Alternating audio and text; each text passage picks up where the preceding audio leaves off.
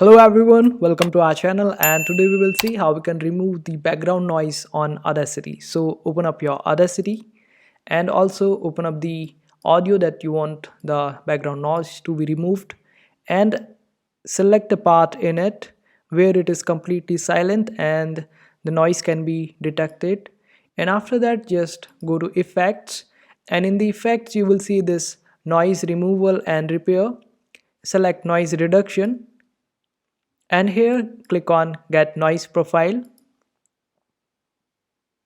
and after that just select the entire clip, and again go to effects and go to noise removal and repair, and here click on noise reduction, and then click on preview.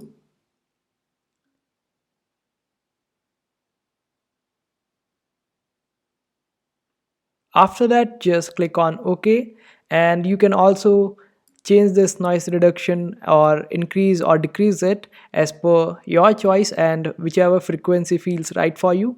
And after that just click on OK, and this is how it will do and change it and remove the noise of your audio. I hope this video was helpful. Make sure to hit that like button and also subscribe to our channel for more helpful videos.